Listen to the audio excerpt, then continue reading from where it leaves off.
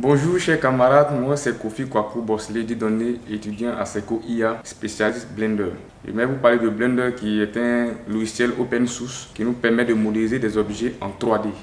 La connaissance de ce logiciel nous permettra de pouvoir modéliser tout type d'objets en 3D. Par exemple, les objets que nous aurons à vendre sur nos boutiques, nous pourrons les modéliser avec Blender et permettre aux clients de voir le modèle 3D de chaque article que nous vendrons dans notre boutique. Pour ce faire, j'ai fait un petit tuto sur Blender qui vous permet de voir comment on peut utiliser ce logiciel pour pouvoir créer quelque chose de plus beau et de plus intéressant. Je vous demande de rester connecté et de suivre le tuto. Ici, je vais essayer de vous apprendre comment modéliser un objet avec le logiciel Blender. Un logiciel qui nous permet de pouvoir modéliser plein de choses, surtout que avec le projet, le groupe que le Périne a confié, qui nous permet, ou du moins qui nous amène à avoir la forme 3D de chaque article que nous allons vendre sur la boutique.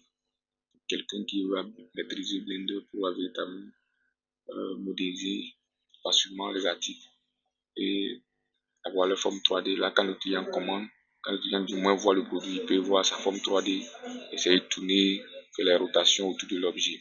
Ici, vous voyez, on va ensemble modéliser ce tableau que vous voyez que j'ai modélisé. J'ai modélisé pas mal de choses. Ici, on a un bureau que j'ai modélisé.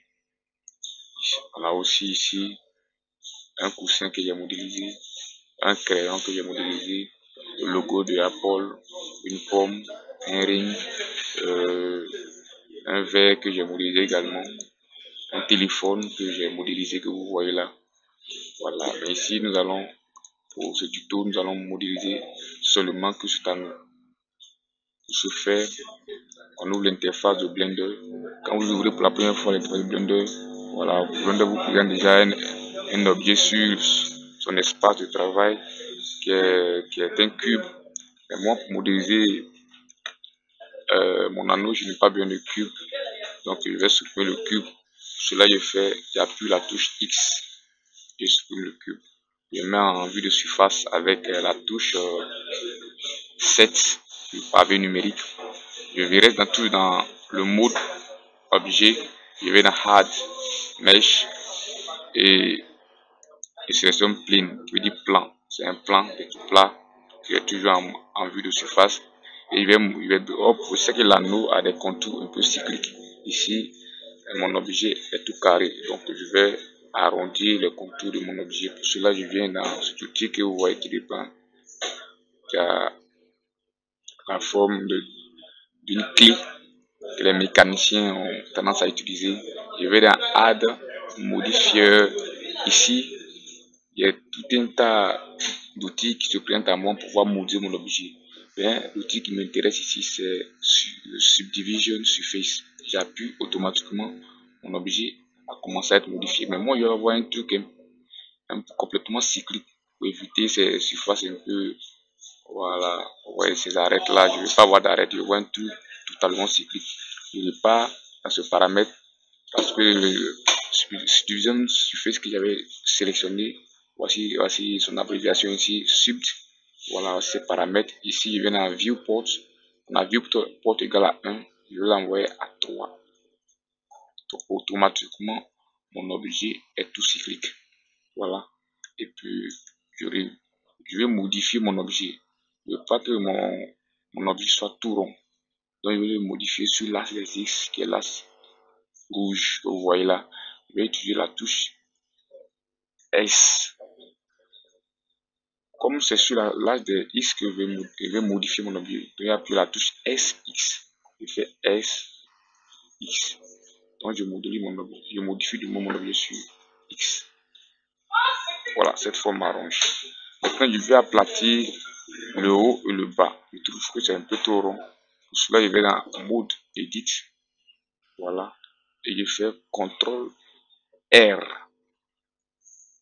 Automatiquement, un trait jaune apparaît. Je clique gauche.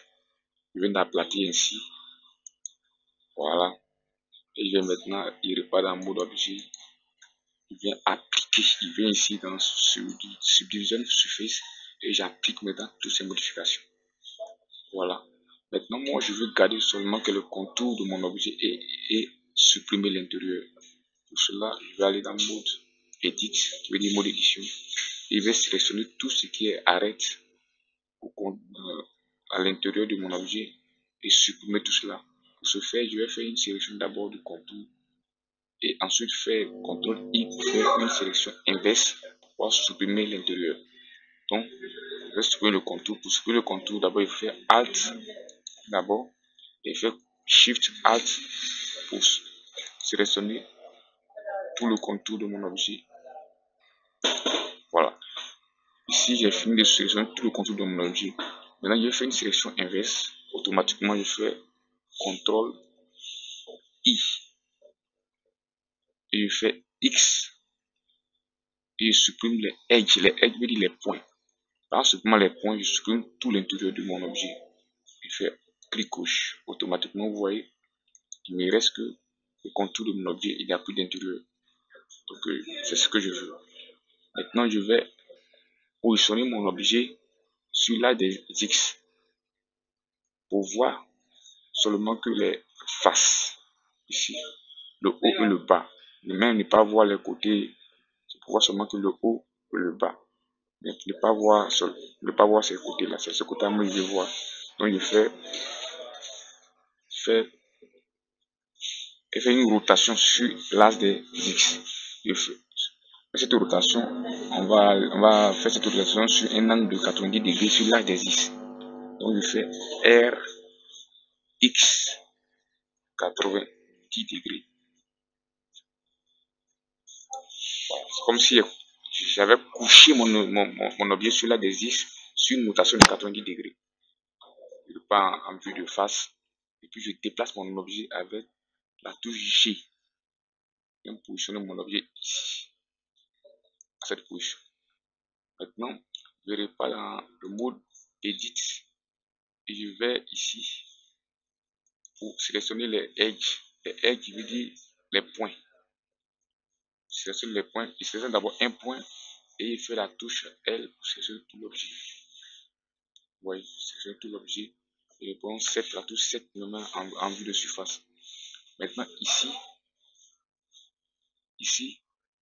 moi je veux faire un anneau. Donc, qu'est-ce que je vais faire? Je vais venir ici dans ces paramètres ici.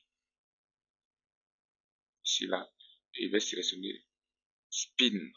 Qui va me permettre de faire un cercle avec les points ou les edges de mon objet que j'ai sélectionné.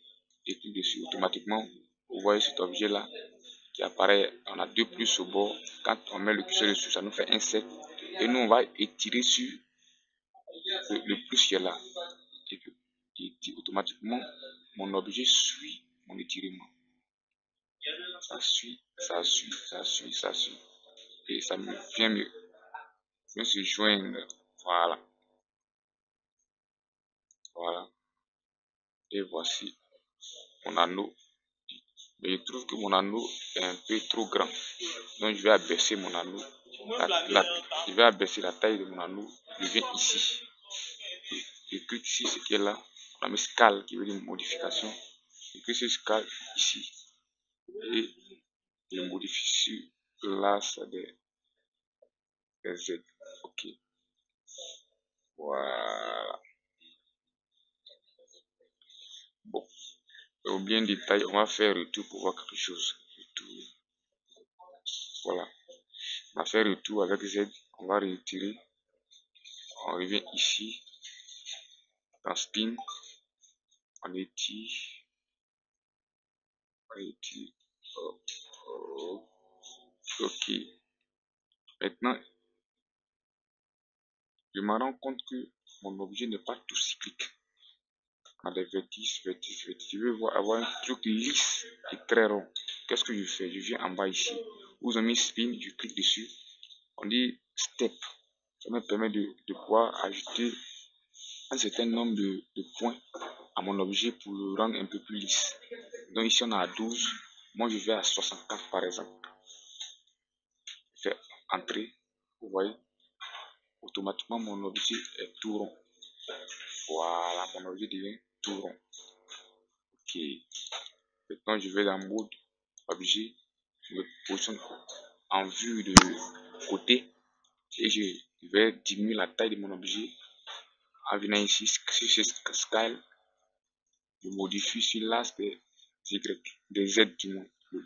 L'axe bleu, c'est l'axe des Z. Et cette taille me sied parfaitement. Ok. Vous voyez, on a presque fini de modéliser notre anneau. Maintenant, ici, je veux rendre mon anneau un peu plus lisse. Parce que je vois qu'il y a des. On voit des petits carreaux dessus. Je vais rendre ça un peu plus lisse. Je peux automatiquement faire, par exemple, en restant en mode objet, je fais clic droit, je mets Shade Smooth, ça me permet de lisser l'objet. Si je fais ça, automatiquement mon objet devient tout lisse. Il n'y a plus de carreaux dessus. Vous voyez, c'est intéressant. Et puis ici, il va appliquer maintenant une texture à mon objet. La couleur que vous voyez là.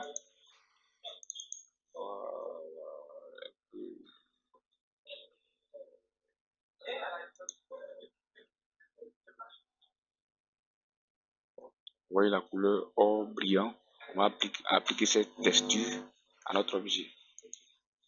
On repart sur Blender. Donc pour ce faire, on vient dans texture ici. Vous voyez là, c'est ici qu'on choisit les couleurs. Et puis dessus, on me dit de new, on me dit de choisir une nouvelle texture. J'appuie sur le plus. Je donne un nom par exemple or. Alors, je fais entrer. Maintenant, où ils ont mis base color ici, je sélectionne la couleur or ici. Mais pour ce faire, il faudrait que je sois en mode edit. Mode edit. Voilà. Et puis pour voir la couleur que je vais appliquer sur mon objet, il faudrait que je sois dans cette fenêtre-là. Cette fenêtre qui est la fenêtre des textures. Vous voyez, cette fenêtre ressemble. Le logo de cette fenêtre ressemble à l'icône du moins de cette fenêtre ressemble à l'icône qui est ici. Voilà. Donc j'ai choisi ici la couleur or. Maintenant, ici, par exemple, si j'essaie de visualiser mon objet n'est pas tout brillant. C'est la couleur or 7, mais c'est pas brillant. Donc je veux que la couleur que j'ai appliquée à mon objet soit tout brillant. Qu'est-ce que je fais? Je repars en mode edit et je vais descendre les paramètres que je vais apporter, les modifications que je vais apporter à ma couleur. Ici, on a métallique, j'augmente en métallique. Ici, on a roughness, la baisse. Voilà. Et puis, on a alpha que je vais abaisser un peu. Et mon objet est tout brillant comme on le veut. Vous voyez, c'est aussi simple de modéliser un objet, d'appliquer des textures pour avoir quelque chose de réel et de beau. Merci pour votre attention. À la prochaine fois.